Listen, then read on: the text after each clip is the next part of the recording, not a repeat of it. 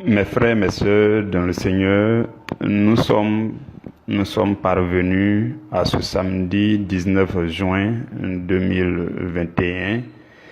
Nous sommes donc à notre dernier temps d'enseignement pour cette semaine et nous sommes réunis en esprit afin de méditer sur notre sous-thème qui est comment vivre l'unité de la foi vis-à-vis des non-chrétiens.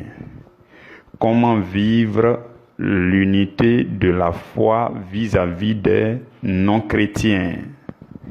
Nous allons ensemble lire deux passages bibliques. D'abord dans Marc chapitre 9, verset 49 au verset 50.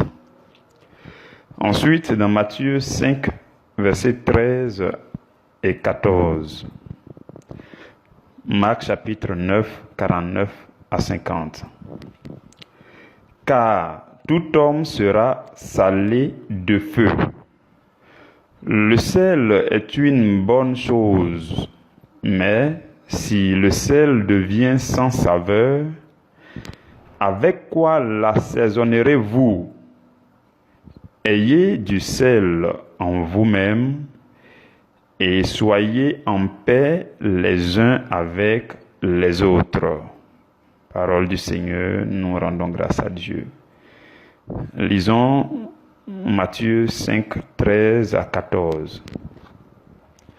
Vous êtes le sel de la terre, mais si le sel perd sa saveur, avec quoi la lui rendra-t-on? Il ne sert plus qu'à être jeté dehors et foulé aux pieds par les hommes.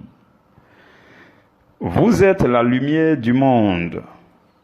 Une ville située sur une montagne ne peut être cachée.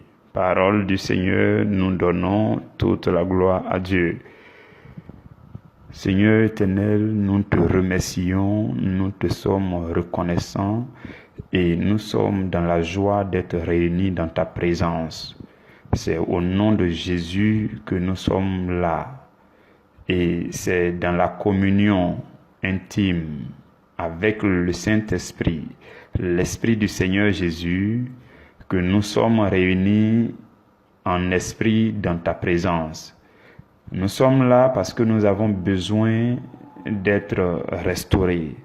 Nous avons besoin de ta touche. Nous avons besoin de ta visitation. Nous avons besoin, Seigneur, que tu nous fasses du bien en cette heure. Viens, Seigneur, et rencontre-nous dans ton intimité. Seigneur, viens et révèle-toi à chacun de nous. Révèle-toi à nous dans nos cœurs, dans nos vies, dans notre entendement. Seigneur, forme-nous, transforme-nous, édifie-nous et fortifie-nous par ta parole. Que ton nom soit glorifié. Saint-Esprit, merci, toi l'enseignant par excellence. C'est toi le prédicateur de cette heure. Voilà pourquoi je m'abandonne à toi et je te recommande toutes choses encore pour le reste de ce temps de méditation. Prends toutes choses sous ton contrôle, je t'en supplie. Dispose toutes choses dans l'endroit où ce message est en train de passer. Dispose les cœurs, dispose l'atmosphère spirituelle et manifeste l'autorité de ta puissance dans nos vies. Nous le désirons et nous le demandons par le précieux et suprême nom de Jésus, notre Sauveur. Amen.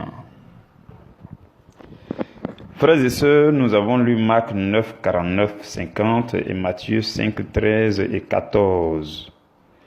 Dans le texte de Matthieu, nous nous rendons compte que sans saveur, le sel est sans valeur. Et le Seigneur Jésus a dit, il dit, vous êtes le sel de la terre. Et en le disant, En fait, il ne s'attendait pas à ce que vous et moi, nous soyons du sel sans saveur. Non, parce que le sel sans saveur ne sert à rien. Et si au moment où tu m'entends et que tu es en train d'accorder ton attention à ce message, si en ce moment tu réalises que tu es comme sans saveur parmi le monde, alors tu as besoin d'écouter la suite de ce message. Le fait de réaliser qu'on est sans saveur est une situation d'urgence. Le Seigneur dit, si le sel perd sa saveur, avec quoi la lui rendra-t-on? Il ne sert plus qu'à être jeté dehors et foulé aux pieds par les hommes. Et il dit encore, si le sel devient sans saveur, avec quoi l'assaisonnerez-vous? Dans le verset 50 de Matthieu 9. Tout cela pourquoi? Le Seigneur dit tout cela afin de nous faire comprendre que la situation la plus urgente pour le chrétien, c'est le fait d'être sans saveur. Mais dans le verset 49 de Marc 9, le Seigneur indique comment on peut devenir salé. Il dit, tout homme sera salé de feu. Et il y a une autre version qui dit, chacun de nous sera salé au feu. Vous comprenez? C'est un verset qui fait ressortir la solution. Mais en même temps, c'est un verset qui fait l'objet d'une grande incompréhension chez beaucoup de chrétiens. Le Seigneur dit, tout homme sera salé de feu. Chacun sera salé au feu. Ça veut dire quoi? Je ne sais pas si vous aviez déjà rencontré ce verset, mais la plupart du temps, c'est un verset compliqué à comprendre. Raison de plus pour que nous soyons de plus en plus attentionnés pour la suite de ce message. Frères et sœurs, pour le monde, pour les gens du monde, chaque chrétien doit représenter un grain de sel. Oui, chaque chrétien devrait représenter un grain de sel savoureux et accomplissant sa mission parmi les hommes. La saveur représente l'assaisonnement ou encore le goût salé. Ce qui fait que le goût salé ressort, c'est ça l'assaisonnement et c'est ça la saveur. Parce que Jésus dit, si le sel devient sans saveur, avec quoi l'assaisonnerez-vous? Donc c'est comme si l'assaisonnement, c'est comme apporter de la saveur. Donc la saveur représente l'assaisonnement. J'espère que vous me suivez.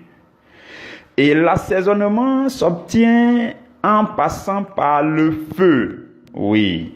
L'assaisonnement s'obtient en passant par le feu. Dans le processus par lequel on passe par le feu, c'est là que l'assaisonnement s'obtient. Le goût salé s'obtient au feu. Il dit, tout homme sera salé de feu. Maintenant, la question qu'on se pose, c'est comment? De façon plus pratique, c'est comment? Comment ça va se passer?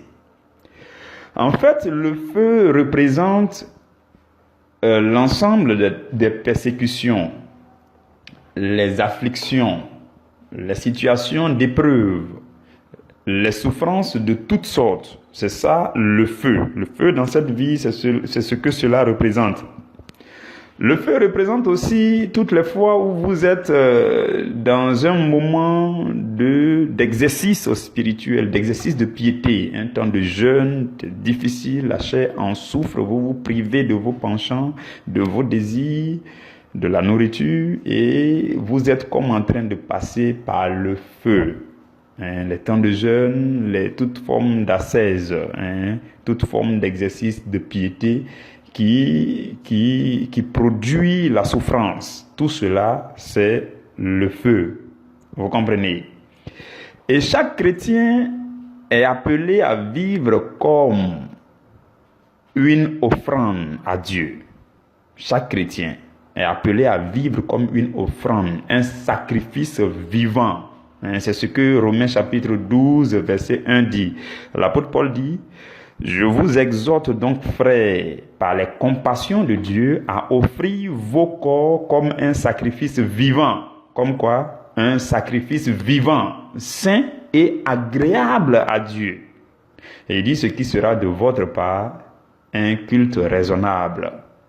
Donc, le chrétien est appelé à être une offrande, un sacrifice d'agréable odeur. Et pour être d'une agréable odeur, tout sacrifice doit passer par le feu. Oui, tout sacrifice doit passer par le feu pour que l'odeur agréable puisse monter vers Dieu. Et Jésus est présenté par le Nouveau Testament comme le souverain sacrificateur qui présente le sacrifice. Il est d'abord lui-même entré dans le sanctuaire céleste avec son propre corps et il a opéré son sacrifice, son propre sang a coulé. Depuis lors, il est le véritable souverain sacrificateur selon l'ordre de Melchisédek. Et il a fait de nous des sacrificateurs et des rois sur la terre. Donc il est le souverain sacrificateur. C'est lui en quelque sorte qui offre nos sacrifices à Dieu.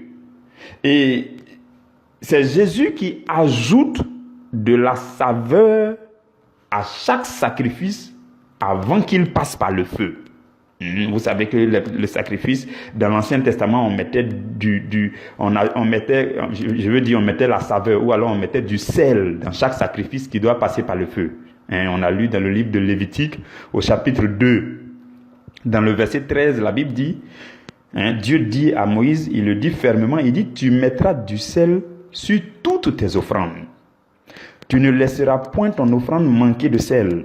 Et il dit: c'est le signe de l'alliance de ton Dieu. Et il termine pour dire: sur toutes tes offrandes, tu mettras du sel. Donc l'offrande que vous et moi nous sommes dans le Nouveau Testament, l'offrande qui doit passer par le feu, cette offrande présentée par le souverain sacrificateur, le Seigneur Jésus, cette offrande aussi doit être, on doit apporter de la saveur. Le Seigneur Jésus apporte de la saveur à chaque chrétien en tant qu'offrande et sacrifice qui doit être consumé par le feu des épreuves, le feu des moments de jeûne, le feu des exercices de piété. Vous comprenez? C'est comme ça que cela se passe. Donc, c'est en acceptant de vivre comme un sacrifice à Dieu que nous deviendrons savoureux pour le monde. Si vous refusez de vivre comme un sacrifice à Dieu, Jésus ne va pas ajouter de la saveur pour que vous soyez passé par le feu des épreuves et que l'odeur agréable de votre sacrifice monte vers Dieu. Vous comprenez? Et c'est en faisant tout cela que nous sommes salés. Vous comprenez? C'est ce que le verset dit. On sera salé par le feu. On sera salé au feu. On sera salé de feu. On sera salé dans le feu. Donc, c'est le feu des épreuves. Mais il faut que chacun de nous se considère comme un sacrifice d'agréable odeur. Et comme chaque sacrifice, on y ajoute de la saveur, on y ajoute du sel. C'est le Seigneur Jésus qui opère cela pour que nous soyons un sacrifice agréable à Dieu. Mais il faut qu'on accepte de vivre en tant que sacrifice. La meilleure manière de vivre en tant que sacrifice, c'est de se donner volontairement des exercices de piété, de s'adonner à des sacrifices, comme les jeûnes, quand vous jeûnez régulièrement, vous êtes régulièrement dans le feu du Saint-Esprit. Le feu pour nous dans le Nouveau Testament aussi représente le Saint-Esprit. Donc quand vous êtes régulièrement dans l'intimité du Seigneur avec le Saint-Esprit, dans la méditation de la parole, dans les temps de jeûne, ainsi de suite, vous êtes de plus en plus, vous devenez de plus en plus savoureux. Et alors, quand les épreuves viennent, c'est facile à passer, c'est facile à surmonter. Vous comprenez? Et c'est en faisant tout cela que nous devenons du sel. Nous devenons du sel pour le monde. Vous comprenez, frères et sœurs? C'est ça le processus. Et chaque chrétien se doit d'accepter de vivre comme un sacrifice à Dieu. Maintenant, ce que je veux nous dire encore, c'est que aujourd'hui, nous sommes devenus chrétiens. Et nous ne sommes plus du monde. Comme le dit Jean au chapitre 17, versets 14, 15, 16. Jésus dit, nous ne sommes plus du monde. Mais nous vivons dans le monde avec les non-chrétiens. Nous vivons encore dans le monde avec les non-chrétiens. Nous étions des non-chrétiens. Et nous étions aussi dans le monde, vivant comme des non-chrétiens. Et maintenant, nous sommes devenus chrétiens. Et nous ne sommes plus du monde. Mais nous continuons à vivre dans le monde avec les non-chrétiens. Et notre sous-thème dit comment vivre avec ces non-chrétiens. Comment vivre agréablement avec ces non-chrétiens. Comment vivre en paix avec ces non-chrétiens qui sont autour de nous. Ça peut être ton papa, ça peut être ta maman, ça peut être ton frère, ça peut être ton voisin, ça peut être ton cousin, ça peut être ton tonton. Vous comprenez? Et il est non-chrétien. Ça peut être ton collègue. Ça peut être ton directeur. Et il est non-chrétien. Ça peut être ton ami d'enfance. Il est non-chrétien. Ça peut être ton ami de l'école. Et il est non-chrétien. Comment vivre en paix? Comment vivre agréablement? Comment vivre en tant que sel? Comment vivre en tant que sel? Jésus dit encore, il poursuit dans le texte qu'on a lu là, dans le texte de Matthieu là, il poursuit pour dire, vous êtes la lumière du monde. Mais le côté de lumière là, c'est pas ce qu'on a abordé aujourd'hui. Il dit, vous êtes la lumière du monde. Et il dit, une ville située sur une montagne. Une montagne, la symbolique de la montagne, ça veut dire que tu es sur la montagne. Quand on dit je suis sur la montagne, ça veut dire je suis dans les temps de jeûne, de prière, je suis dans l'intimité de Dieu. C'est la présence de Dieu qui représente la montagne. Bibliquement, partout où on parle de tel est monté sur la montagne, c'est qu'il est allé dans la présence de Dieu. Moïse est allé 2 fois sur la montagne, 2 fois 40 jours de jeûne. C'était où? Dans la présence de Dieu. Toutes les fois que quelqu'un se retire, on dit il est parti dans la montagne. Jésus partait fréquemment dans la montagne pour aller prier. On dit il est monté sur la montagne pour aller prier. C'est dans la présence de Dieu qu'on appelle montagne. Et la Bible dit, vous et moi chrétiens que nous sommes, communauté que nous sommes, groupe de prière que nous sommes, église que nous sommes censés être une ville qui est positionnée régulièrement sur une montagne, dans la présence de Dieu. Et la Bible dit, si cette ville-là est positionnée sur une montagne, elle ne peut pas être cachée. Non! Elle ne peut pas être cachée, elle va éclairer le monde. Tous ceux qui sont... Vous voyez, frères et sœurs, quand vous êtes au sommet d'une montagne, on vous voit de tous côtés. Si le monde ne bénéficie pas encore de votre lumière, ça veut dire que vous n'êtes pas encore au sommet de la montagne là-bas. Nous devons monter, nous devons continuer à gravir la montagne jusqu'à être... Plus vous montez une montagne, on commence à vous voir presque de tous côtés. Donc, c'est comme ça. C'est pour que le monde vous voie, pour que votre lumière atteigne les extrémités du monde, pour que vous puissiez impacter le monde, vous devez monter, gravir la montagne du Seigneur, la présence de Dieu continuellement. C'est ça. Et la Bible dit, quand vous serez situé au sommet de la montagne, tout le monde va vous voir. Vous ne pouvez pas vous cacher. Vous comprenez? Mais que faire? Rechercher continuellement la présence intime de Dieu. Et c'est ce qui va faire que nous pourrons vivre en paix, à l'aise, agréablement avec nos frères et sœurs chrétiens. Vous comprenez? Aussi longtemps que vous et moi, nous serons sans saveur, nous serons sans goût pour les non-chrétiens. Ça, vous êtes d'accord avec moi? Quelque chose qui n'a pas de saveur, n'a pas de goût. Et nous vivons avec nos frères, nos soeurs, nos parents, nos amis, nos collègues qui ne sont pas chrétiens. Et si nous voulons avoir du goût pour eux, si nous voulons qu'ils ressentent notre goût, si nous voulons être savoureux pour eux, nous devons avoir de la saveur. Si tu es chrétien, que tu n'as pas de saveur, aussi longtemps que tu n'auras pas de saveur, tu seras sans goût pour ceux qui sont à côté de toi. Et quand tu es sans goût, vous voyez, quand vous êtes sans goût, la collaboration, la cohabitation devient ennuyeuse avec les non-chrétiens. Et sans doute, ils ne vont jamais souhaiter devenir chrétiens.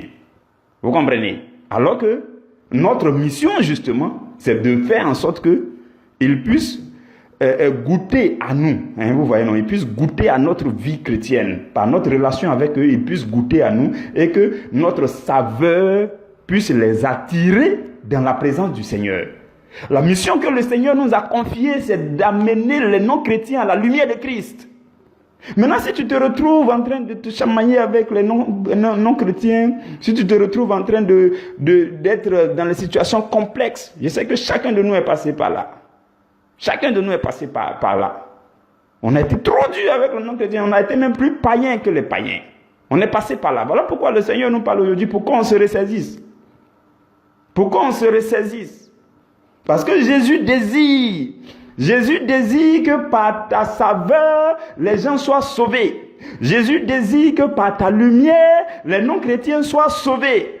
C'est tout ce que le Seigneur désire.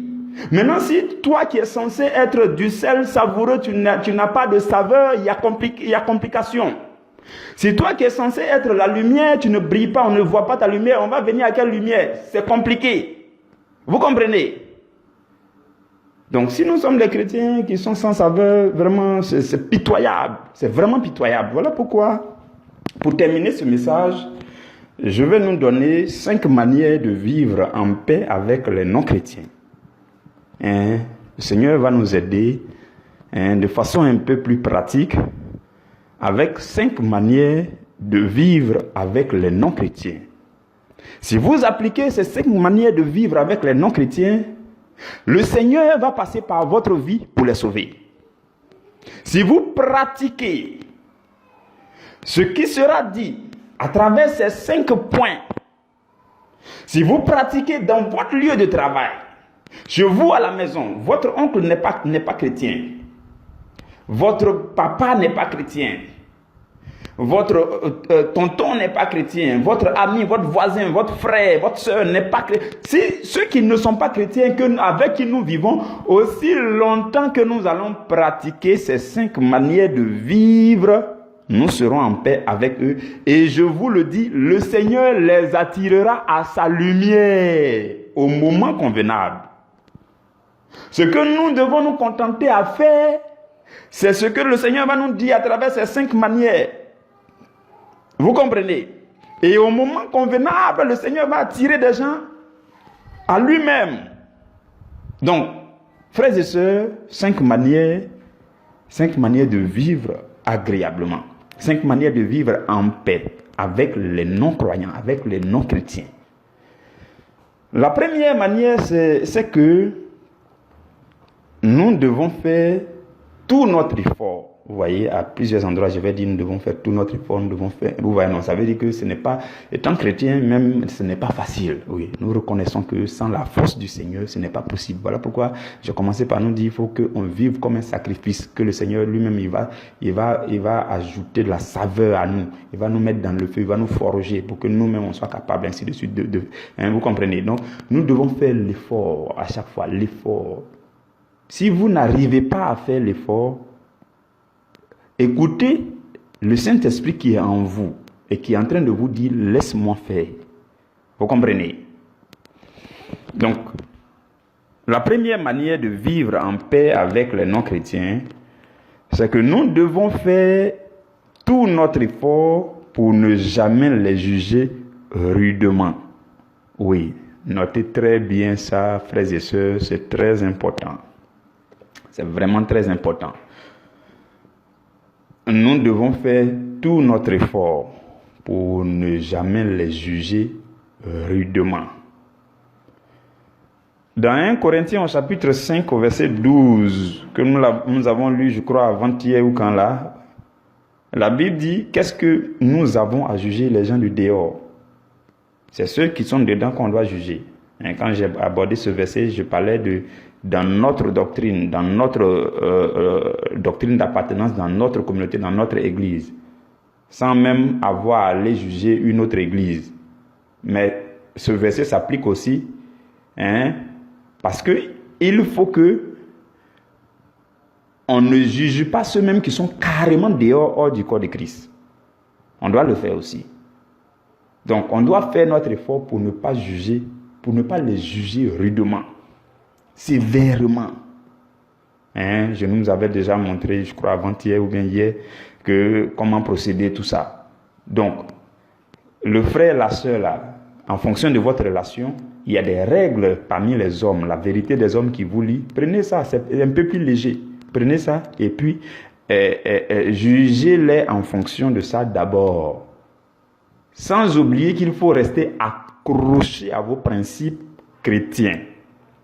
Vous comprenez?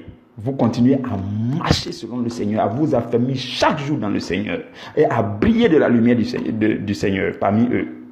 Mais de faire l'effort de mettre de l'eau dans notre vin. Oui. Vis-à-vis de ces non-chrétiens, nous devons y aller calmement. Nous devons faire l'effort de ne pas les juger trop durement, trop sévèrement, trop. Vous voyez, la dernière fois, il nous a dit il y a la mauvaise sévérité qui est trop rude, mais il y a la bonne sévérité qui est mêlée d'amour. Vous comprenez? Donc, il y a toujours une bonne manière de faire les choses. Donc, la première chose que le Seigneur nous recommande aujourd'hui, c'est de faire l'effort de ne jamais juger trop sévèrement, trop rudement les non-chrétiens. Vous comprenez? Ok. La deuxième manière, c'est que nous devons tout faire pour vivre d'une manière irréprochable parmi eux. Oui, j'ai dit nous devons tout faire. Ça veut dire que ce n'est pas facile. Nous devons faire notre effort. Nous devons faire tout ce qu'on peut faire. Ce n'est pas facile. Mais le Seigneur peut nous aider à y parvenir.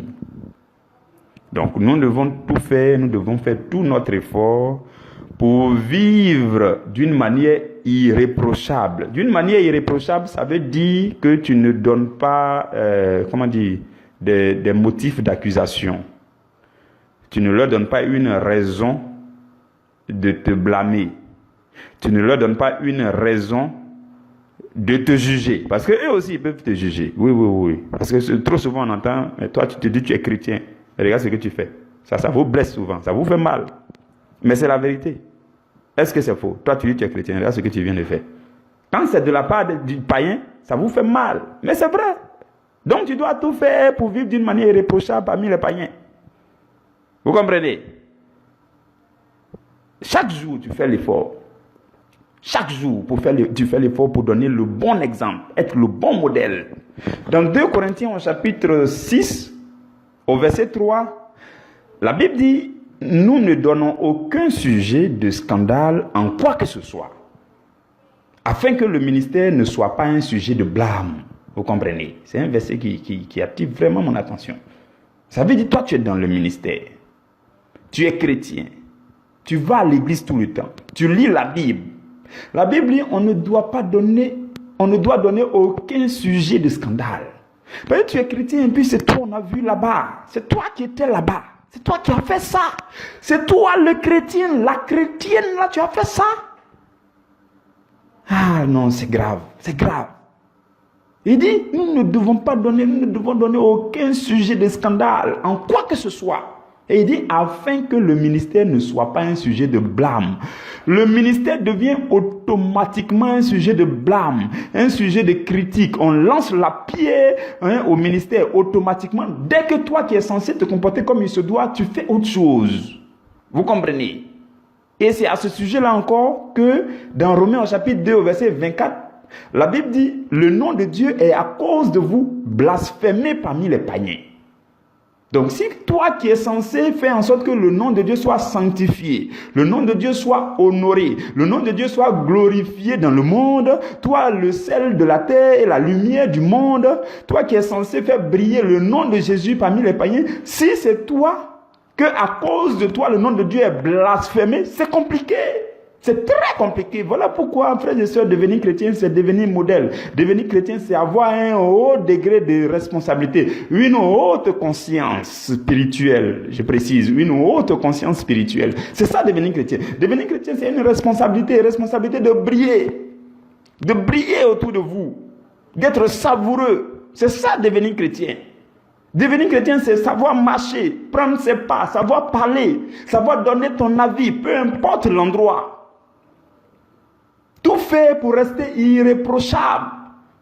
Et si vous avez dérapé un peu, vous allez rapidement dans la présence du Seigneur pour dire, Seigneur, je reconnais que là, j'ai dérapé. J'ai besoin de ton secours. Aide-moi à réparer. La prochaine fois, Seigneur, montre-moi comment m'y prendre, ainsi de suite. C'est ça le chrétien. Le chrétien, c'est la conversion quotidienne et continuelle. Chaque jour, il faut que quelque chose change dans ta manière de penser, dans ta manière de faire quelque chose, dans ta manière de parler, dans ta manière de concevoir les choses. Chaque jour, tu vas dans la présence de Dieu pour dire, Seigneur, voilà ce que j'ai fait, ce qui n'a pas marché. Et là, le Saint-Esprit vient de me convaincre que c'est un péché. Voilà pourquoi je viens dans ta présence pour te dire, aide-moi à corriger cela la prochaine fois. En le faisant, chaque jour, on s'améliore.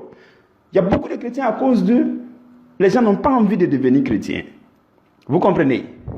Mais le Seigneur nous demande aujourd'hui de nous contenter de vivre de ces 5 manières. Donc la première manière, nous devons tout faire, nous devons faire tout notre effort pour ne jamais les juger rudement.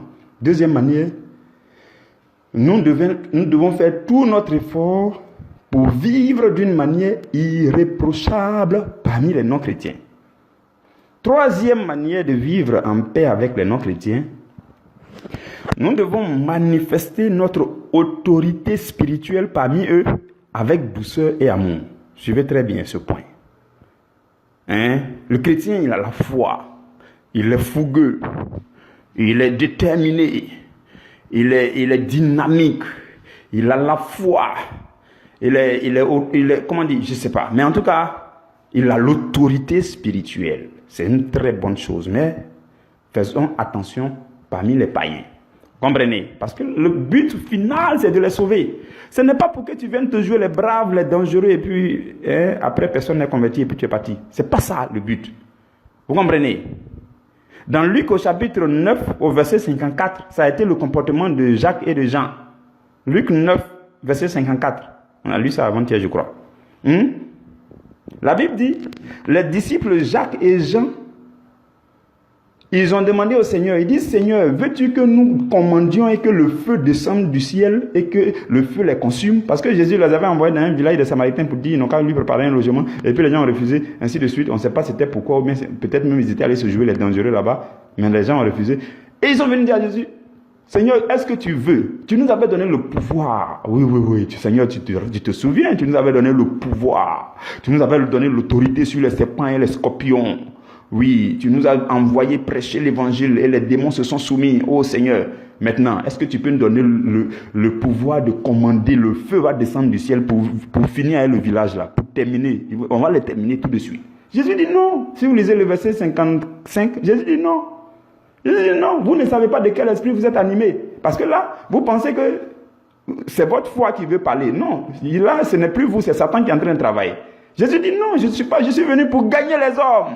Je suis venu pour gagner les âmes. Je ne suis pas venu les détruire. Vous comprenez? Donc, c'est avec douceur et amour que nous devons manifester notre autorité spirituelle parmi les païens. Avec quoi? Avec douceur et amour. Notre foi là. Tous nos combats qu'on fait, Rigo, Bacha, Baba, qu'on fait partout dans la prière, tout ce qu'on fait là. Frères et sœurs, n'oubliez pas que c'est contre le diable, ce n'est pas contre un homme. Il y a beaucoup qui confondent. Ce n'est pas contre ton voisin. Donc quand tu pries là, Seigneur, il faut tuer mon voisin. Non, il faut arrêter ça. Il faut arrêter ça. Tu es en train de faire le plus mauvais combat. Le seul ennemi, c'est Satan. Dans nos prières, on doit viser Satan. Dans nos combats, on doit viser Satan. Dans nos actions de foi, on doit viser Satan. Dans tout ce qu'on fait pour manifester notre autorité spirituelle, on doit viser Satan. Ce n'est pas ton voisin, ce n'est pas ta soeur, ce n'est même pas la sorcière là, ce n'est pas elle en tant que telle, parce qu'elle est malmenée, embrigadée à Satan, emprisonnée par Satan. Et si tu interroges son âme va te dire, j'ai besoin d'être sauvé, je veux la lumière du Seigneur. Faites ce que vous pouvez pour me sauver, ne me tuez pas. Vous comprenez? Donc tout le monde a besoin du Seigneur. Il ne faut pas que notre autorité spirituelle soit trop rude parmi les païens au point de les consumer avec le feu descendu du ciel, de les écraser. Vous voyez, non, ce n'est pas cela le but. Le but, c'est de sauver les âmes.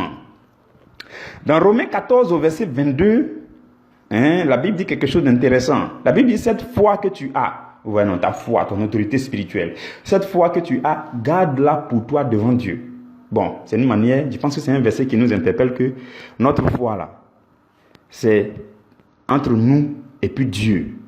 C'est vrai qu'on doit manifester notre foi pour que les gens du monde puissent voir et puis donner gloire à Dieu pour se convertir. Mais ta foi, c'est l'ensemble de tes convictions personnelles dans ta relation avec Dieu. Ta foi, ce n'est pas pour aller te faire voir en tant que toi, non. C'est pour faire voir Dieu à travers ta vie.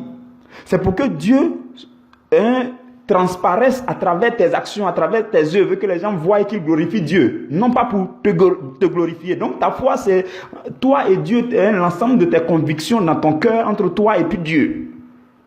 Et la suite de Romains 14, verset 22, là, la Bible dit, « Heureux celui qui ne se condamne pas lui-même dans ce qu'il approuve. » Donc, si ta foi, la manifestation de ton autorité, ta vie chrétienne, tout cet ensemble, te condamne, finalement, ça devient compliqué.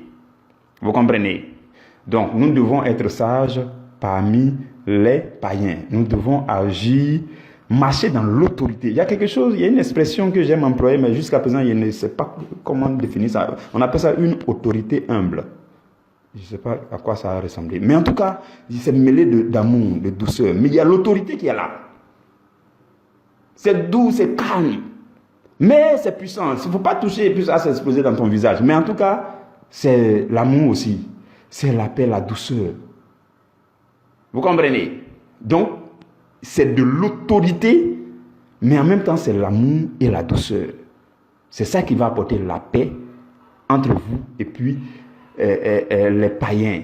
Parce que de toute façon, cette autorité, ce n'est pas ton autorité. C'est Dieu qui t'a établi dans cette autorité. Donc, c'est Dieu qui doit être vu par tes œuvres. Ce n'est pas toi-même pour te glorifier, non. Donc, il faut faire les choses avec calme et douceur et amour pour que les gens soient attirés, pour qu'ils soient charmés par cette autorité. Vous comprenez? La quatrième manière de vivre en paix parmi les païens. La quatrième manière, c'est de savoir les avertir avec douceur et amour. Douceur et amour revient encore, oui, parce que c'est très important. Mais cette fois-ci, c'est de savoir les avertir avec douceur et amour. Savoir les avertir. Comme j'ai dit, il ne faut pas aller se jouer trop les dangereux à tout moment. Toi, tu vas te jouer toujours celui qui connaît un peu seulement. Le gars n'a jamais lu la Bible. Mais toi, dans vos moments de causerie, c'est toi qui dis, la Bible dit, la Bible dit, la Bible dit. Tu peux dire ça une, deux fois au passage, mais lui, il ne connaît pas la Bible. C'est pas ce que c'est que la Bible, ainsi de suite. Donc, c'est comme un sujet bizarre devant lui. Donc, commence tout doucement, tout doucement, tout doucement. Donc, il faut savoir avertir. La dernière fois, j'ai parlé de comment procéder pour avertir.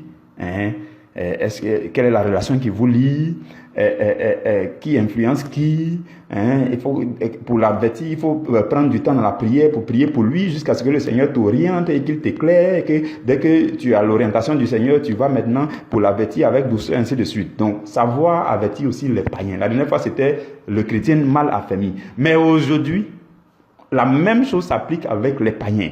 Donc, on doit savoir les avertir avec douceur et amour. La Bible dit dans Ecclésiaste au chapitre 7, au verset 16, la Bible dit, ne sois pas juste à l'excès. Bon, je ne sais pas pourquoi la Bible dit ça, mais ne sois pas juste à l'excès. Mais c'est la suite qui m'intéresse. Et ne te montre pas trop sage. Ouais, non. Ne te montre pas trop sage.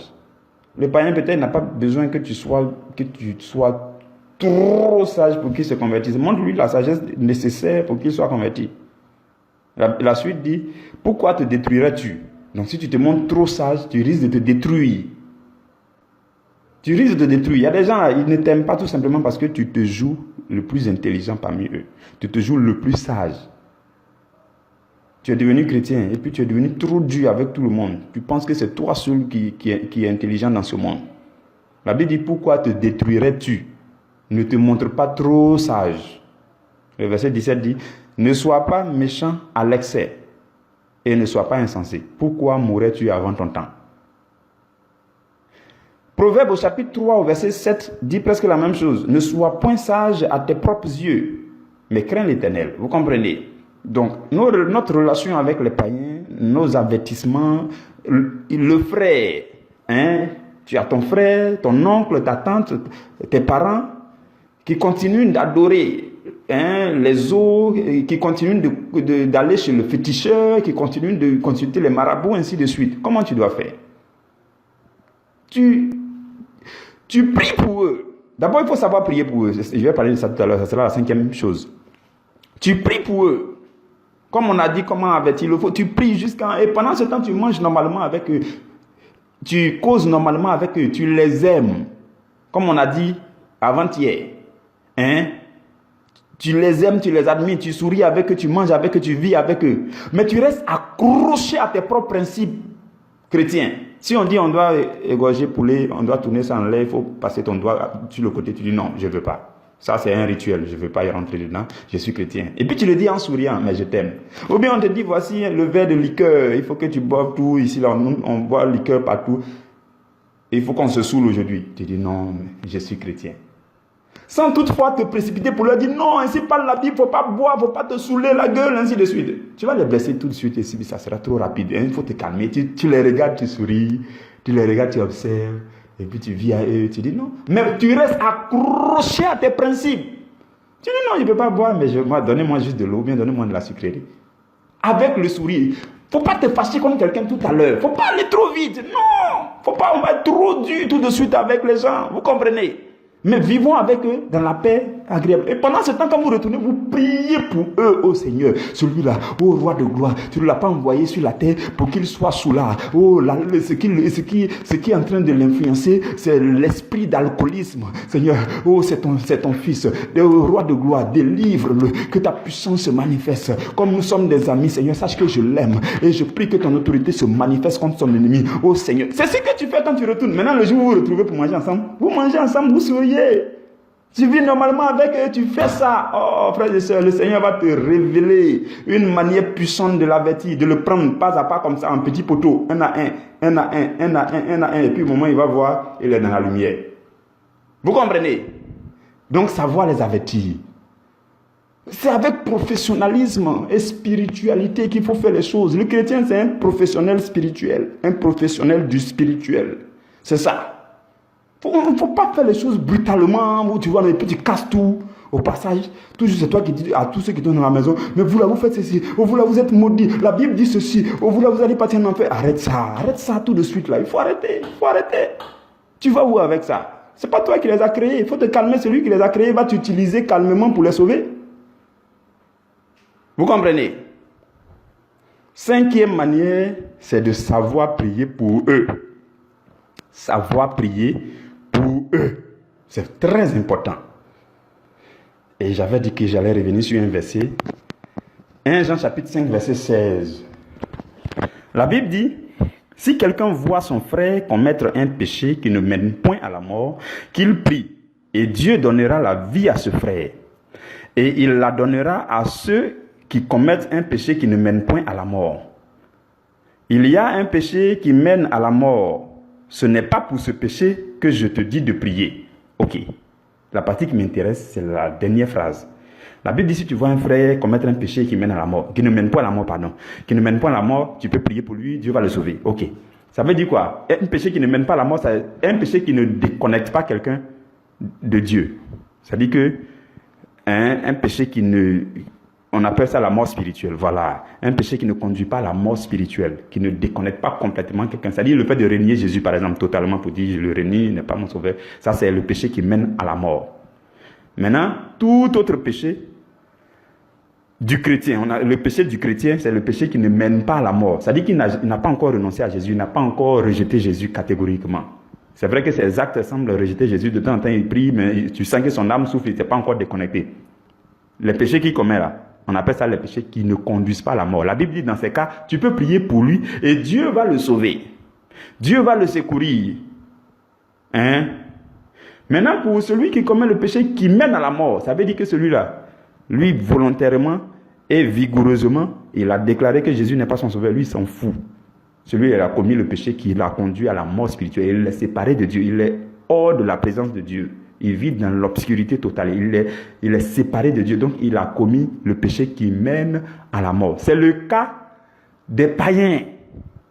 Ceux qui ont rejeté complètement le Seigneur, qui ne reconnaissent pas le Seigneur, qui n'ont pas encore accepté le Seigneur, qui ne sont pas nés de nouveau, qui sont dehors.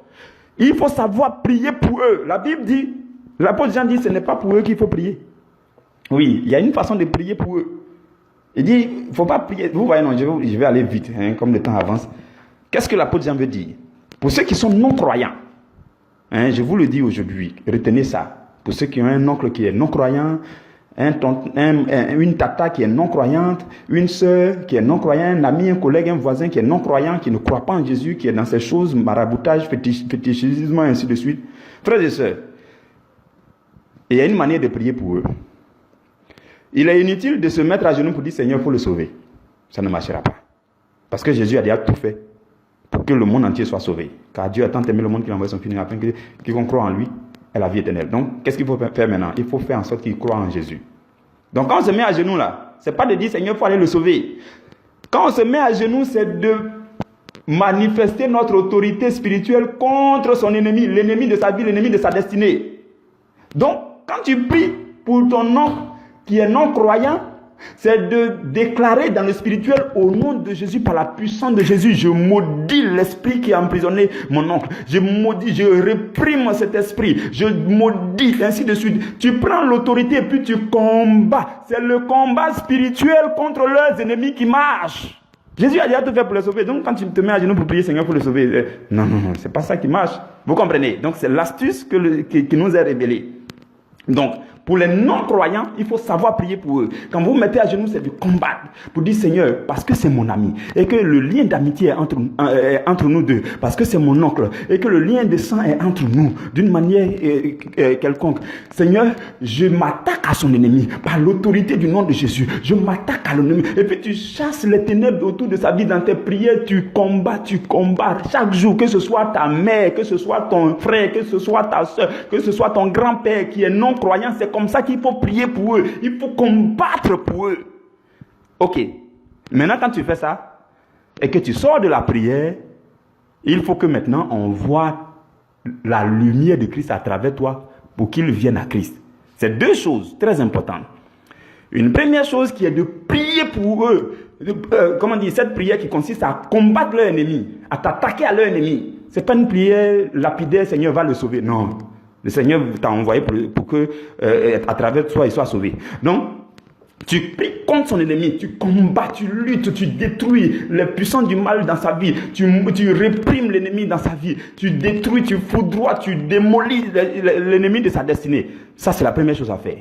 Prière de combat contre son ennemi, contre l'ennemi du non-croyant que tu aimes et qui est à côté de toi.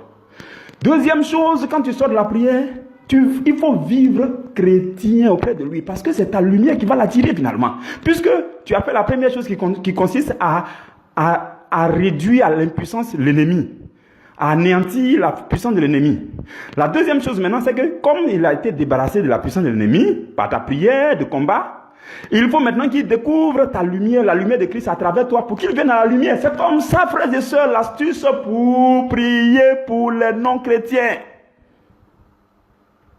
C'est ça l'astuce pour prier pour les non-chrétiens, c'est ce qui marche. Sinon, vos prières faciles, vous mettez à genoux, Seigneur va le sauver, ça ne marchera pas.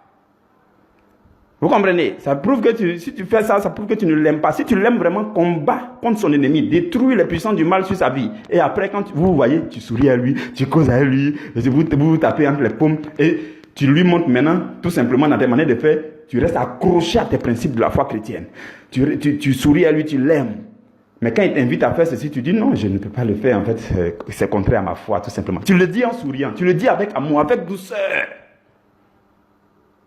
Et quand tu retournes dans ta chambre, dans ta maison, tu détruis encore son ennemi à travers un combat spirituel. Et demain, quand tu sors, vous voyez, tu brilles de la lumière de Christ tout doucement devant lui. Et puis quand tu retournes encore, tu combats son ennemi. Demain encore, quand tu le vois, tu brilles de la lumière de Christ tout doucement.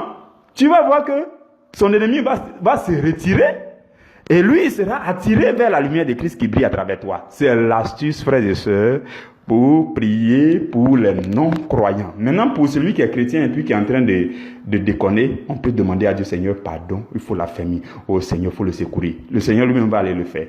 Ne vous en faites pas. C'est ce que dit le verset de 1 Jean chapitre 5, verset 16, qui est aussi un verset tout aussi compliqué à comprendre. Alors, nous nous arrêtons là pour aujourd'hui et aussi pour cette semaine. Je bénis le nom du Seigneur. Je lui donne toute la gloire. Je vous souhaite un très très bon week-end. Nous nous retrouverons dès le lundi à la première heure. Amen.